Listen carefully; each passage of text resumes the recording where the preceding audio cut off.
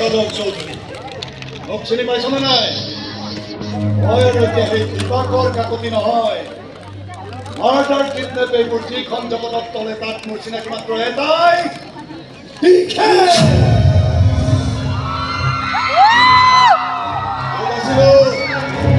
বহুত কাম কৰিলো, এতিয়া কিছু বদনাম আৰ্জিবলৈ ইয়ালৈ আহিছো।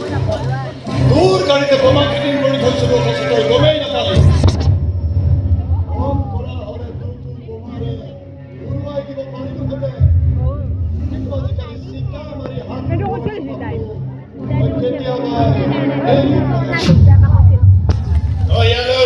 ভাল কাম নকৰিলে দিবাকৰ, তই টিকেই শিকেই হ, মোৰ হাতৰ পৰা কেতিয়াও সাৰি যাব নোৱাৰ।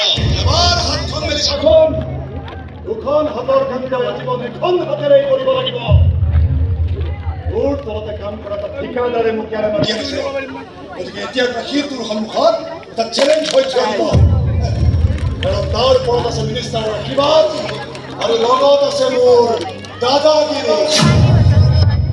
বিশ্লেষণ নাইতো, মই তোৰ সন্মুখত এতিয়া চেলেঞ্জ হৈ থিয় দিম, কাম বিচাৰি হাহাকাৰ কৰি মৰিব লাগিব।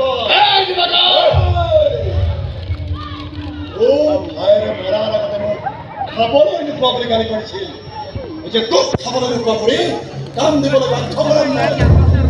মই কিন্তু তলদাৰ চাঞ্চো নাপাবি দিবাকৰ, চিধা ট্ৰেইনটো চেপি ধৰিম আৰু ডেকাখন পেটত খুচি খুচি যাম। চিনি পাইছ মোক? কাজল চৌধুৰী মোৰ নাম, নাম কম বদনাম বেছি।